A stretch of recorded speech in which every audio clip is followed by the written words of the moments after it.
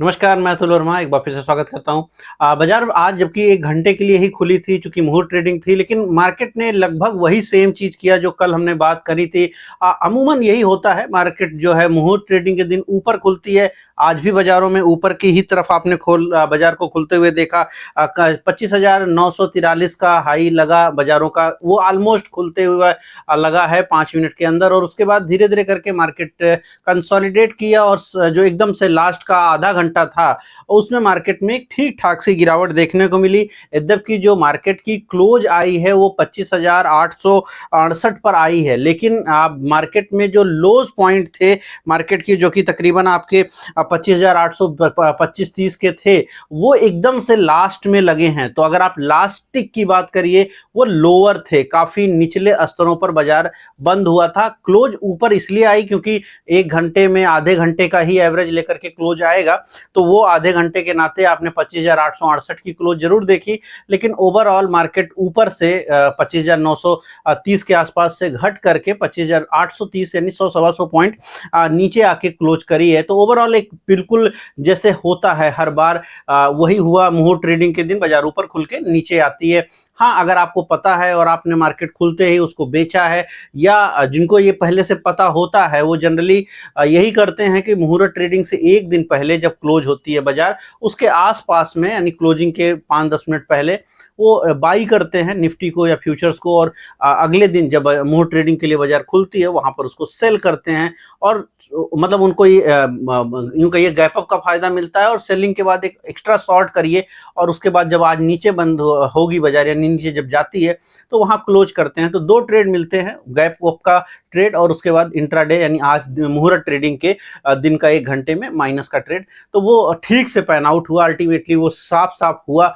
और उसमें जिन्होंने भी वो किया, यानी जो पहले से कुछ समझते रहे हैं बाज़ारों को, उनके लिए ठीक है। बाकी मार्केट में कोई बहुत मूवमेंट नहीं है, आज के डेटा के ऊपर भी कोई बात नहीं की जाती है, और इसीलिए चूंकि आज का डेट जो है एकदम से इम्पॉर्टेंट नहीं रह जाता है डेटा वाइज। हाँ, आज जो एक चीज़ देखने को मिल रही है बाज़ारों में, और वो पूरे दुनिया की बाज़ारों में है, वो गोल्ड और सिल्वर के प्राइस में है। सिल्वर की प्राइस में करीब 4% फ्यूचर में आज गिरावट हुई है। एमसीएक्स में वो जो थोड़ा सा देर ही ट्रेड हुआ, वहाँ 4.5% सिल्वर गिरा है। आज वर्ल्ड वाइड भी सिल्वर की कीमतों में कमी देखने को मिली है, गोल्ड की कीमतों में भी कमी देखने को मिली है, और हैवी कमी देखने को मिली है सिल्वर के भाव में। लेकिन उन सबसे ज्यादा जो प्रॉब्लम आई है पिछले करीब 10 दिनों के अंदर, ईटीएफ जिन्होंने बाई किया था गोल्ड सिल्वर ईटीएफ, वहां पर एक बड़ी गिरावट आपने देखी है। वो बेसिकली उसका कई सारे कारण थे, जरूरत से ज्यादा भाव बढ़ा था, डिमांड सप्लाई के नाते भी भाव बढ़ा था, और वो वहां पर एक कमी आपने देखी है। लेकिन हाँ, ये एक इंपॉर्टेंट चीज है कि जबकि सिल्वर की डिमांड बनी हुई है रिटेल में भी, लेकिन उसके बावजूद भी आपको जो है गिरावट देखने को मिली है। सिल्वर को लेकर के या गोल्ड को लेकर के बहुत सारी खबरें आती रही हैं इन बीच में। उनमें से कुछ ऐसी खबरें भी रही हैं कि चूंकि अब गोल्ड और सिल्वर के प्राइसेज काफ़ी ऊपर गए हैं, तो जब लोगों ने उसको ले जा करके वो बेचना शुरू किए, यानी जो आभूषण बना करके लोग खरीद रहे थे, सिल्वर के आभूषणों में 70% से ज़्यादा लोगों को जो है, मतलब कहने का मतलब है कि जो भी कीमत आपने पे करी है, जब आप उसको गए सोने वाले के पास और उससे लेने में, तो आज की जो कीमत है उसमें 70% से ज़्यादा सिल्वर का प्राइस नहीं दे रहे हैं। अब ये कारण इसका बहुत सारा ये है कि उसमें जो सिल्वर का होता है वो शुद्ध नहीं होता है। बहुत सारे उसमें अलग अलग बातें चल रही हैं। अगर आपके साथ ऐसा कुछ हुआ है, और इवन गोल्ड में भी जो प्राइस चल रहा है, भले ही बहुत सारी केसेस तो ऐसी सामने आई हैं पिछले कुछ दिनों के अंदर कि हॉलमार्क प्राइस मतलब हॉलमार्क लगा हुआ है गोल्ड के ऊपर, और जब उसको नॉर्मल आदमी बेचने जा रहा है तो उसमें वो प्राइस नहीं मिल रहा है जो रियल सोने की कीमत आज की डेट में, उसके हिसाब से वो पैसा नहीं दे रहे हैं, उसमें काफ़ी बड़ी कटौती कर रहे हैं।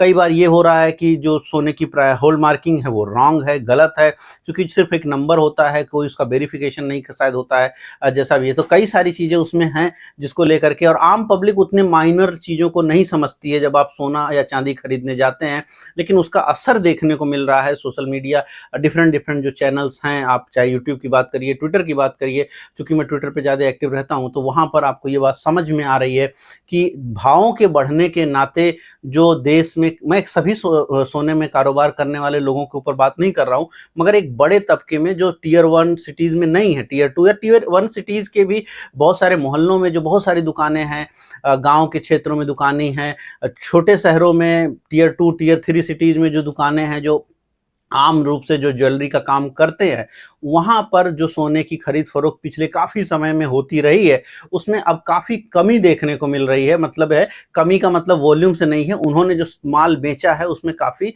खोट देखने को मिल रहा है। ये इसलिए क्योंकि बड़े पैमाने पर सोने की और चांदी में लोग बेचने गए हैं, जब सोने की कीमतें बढ़ी हैं। पिछले 10 दिन की मैं बातें आपके सामने रख रहा हूँ मोटा-मोटी, और उन रिपोर्ट के आधार पर मैं आपके सामने बात रख रहा हूँ। क्या आपके साथ ऐसा कुछ हुआ है? क्या ऐसा लग रहा है आपको कि ज़्यादा कमी देखने को मिल रही है? वो एक चीज़ है। बाकी अगर आप बड़ी कंपनियों वाले दुकानों से खरीदे हैं, तो उनके मेकिंग चार्ज चूँकि बहुत हाई हैं, तो वहाँ पर गोल्ड तो सही मिल रहा है, सिल्वर तो सही मिला है, लेकिन मेकिंग चार्ज का नुकसान है अल्टीमेटली। तो जिस एक बड़े व्यू से लोग खरीदते हैं, ठीक है, वो चीज़ पूरी होती हुई नहीं दिखी है बहुत सारे लोगों को यहाँ पर गोल्ड और सिल्वर को लेकर के। खैर, सिल्वर आज गिरी है, उसके बारे में बात हो रही थी, बट ओवरऑल मार्केट कुछ इसी तरह की है। अगर अब जब कल खुलेगी तो नहीं बाजार, लेकिन परसों जब बाजार खुलेगी तो अमेरिका के ऊपर रिएक्ट करेंगे, क्योंकि बाजार तो अमेरिका की दोनों दिन ओपन है। यहाँ पर अमेरिकन राष्ट्रपति ने दोबारा से एक बात कही है कि वो 155% तक का टैरिफ जो है चाइना के ऊपर लगा सकते हैं। अब अगर वो 155% का टैरिफ लगाएंगे चाइना के ऊपर, तो उसके क्या असर होंगे? उसके बहुत व्यापक असर हो सकते हैं। यद्यपि बाजारों ने ये बात कल उन्होंने कही थी, बाजारों ने, दुनिया भर की बाजारों ने इस बात को खारिज किया है, नहीं ध्यान दे रहे हैं, क्योंकि वो रोज अब कुछ ना कुछ बोलते ही रहते हैं। तो मार्केट ने उनको सुनना शायद पहली बार, मुझे ऐसा लग रहा है, कि कम कर दिया है या धीरे-धीरे करके बंद करना चाहती है। उन्होंने ये कहा है कि अगर 1 नवंबर को डील नहीं हो पाती चाइना के साथ, तो हम 155% टैक्स लगा देंगे। अब इस 100% की बात है, मतलब उनकी बातों को अब कितना ही आदमी समझे, कितना ही उस पर रिएक्शन करे, वो भी एक बड़ी बात है, क्योंकि उनकी कोई बात भी उनकी पुख्ता नहीं रहती है। और ये भी बताता है कि इतने बड़े पद पर बैठे हुए व्यक्ति के ऊपर बार-बार इस तरह के अब लोगों का विश्वास कम होता दिखाई पड़ रहा है। खैर, अमेरिकन मार्केट ने और वर्ल्ड मार्केट ने अभी बहुत ज़्यादा इस पर ध्यान नहीं दिया है। अब देखता है कि आगे क्या होता है, या इस प्रकार के क्या रिएक्शंस क्रिएट होते हैं उसके ऊपर। अल्टीमेटली अगर लेवल की चर्चा की जाए मार्केट को लेकर के, तो मार्केट के लेवल्स वही रहेंगे। ऊपर के साइड में 26,000 का नंबर इंपॉर्टेंट होगा। 26,000 के ऊपर अगर हम जाते हैं तो 26,100 का नंबर इंपॉर्टेंट होगा। अब परसों जब बाजारें चालू होंगी और उसके बाद जिस तरह से कारोबार करेंगी, उसके ऊपर अब आपको रियल में बाजार का समझ आएगा। दीपावली बीत चुकी है, और दीपावली बीतने के बाद बाजारों का रिएक्शन अलग तरीके का हो सकता है, इसकी संभावनाएं हैं। मैं ये नहीं कह रहा हूं वो घट जाएंगी, हो सकता है कंसोलिडेशन में चले जाएं, हो सकता है थोड़ा गिरावट भी आ जाए, और ये भी हो सकता है कि एक फ्रेश ब्रेकआउट हो और मार्केट ऊपर की तरफ जाए। यहाँ पर लेवल्स आपको बहुत ज्यादा ध्यान रखना है, लेवल्स के ऊपर बिल्कुल फोकस करिए। लेवल अगर ऊपर की साइड में टूट रहे हैं, यानी 26,000 ब्रेक हो गया, 26,100 ब्रेक हो गया, तो फिर 26,300 और फिर ऊपर की साइड आप बढ़ जाओगे। लेकिन अगर यहाँ पर मार्केट कंसोलिडेट हो गई और उसके बाद चूंकि 2-3 दिन हो गए हैं, बाजार अब नए लेवल्स नहीं क्रिएट कर पा रही है, कहीं ना कहीं ऊपर रेजिस्टेंस बन रहा है 25,950 की रेंज में, और अगर अब यहां से नीचे मार्केट जाना शुरू करती है, क्योंकि सारी पॉजिटिव चीजें जो होनी थी वो हो गई हैं। अब वो डेटा देखना पड़ेगा कि किस तरह की डिमांड जनरेट हुई, अब अगर और रिजल्ट किस तरह के आए, और यहां से अगर थोड़ा कंसोलिडेटिव फेज स्टार्ट होता है, तो पहला सपोर्ट यद्यप की मार्केट को जो है 25,800 पे मिलेगा, लेकिन वो बहुत ही नैरो है, उसका कोई बहुत बड़ा कीमत नहीं है। बड़ा सपोर्ट जो मार्केट को मिलेगा वो 25,600 पे मिलेगा, 25,600 फिर 25,500। तो अगर परसों के लिए ये लेवल इंपॉर्टेंट रहेगा। नीचे की साइड 25,500, 25,700 एक बड़ी रेंज है, जिसमें 25,700 हमारा परसों के लिए एक इंपॉर्टेंट जोन होगा। वहीं पर ऊपर की साइड में 26,000, और जिस साइड में भी आप निकालेंगे इंट्राडे में 100 से 150 पॉइंट आपको उस साइड में और मिल जाएंगे। अगर ऊपर निकाले तो ऊपर, और नीचे निकाले तो नीचे, आपको उतने पॉइंट्स और 150 पॉइंट और मिल जाएंगे इंट्राडे प्ले करने के लिए। परसों की मार्केट काफी इंपॉर्टेंट होगी, और उसके बाद फिर जो अगले हफ्ते की बाजार होंगी वो पूरी तरह से निश्चित करेंगी कि भारतीय बाजार क्या नए फ्रेश ब्रेकआउट करके आगे की तरफ बढ़ेंगे या वापस से कंसोलिडेटिव फेज में जाएंगे, क्योंकि 1,000 पॉइंट लगभग की हमने तेजी पिछले करीब 10 दिनों में देख ली है।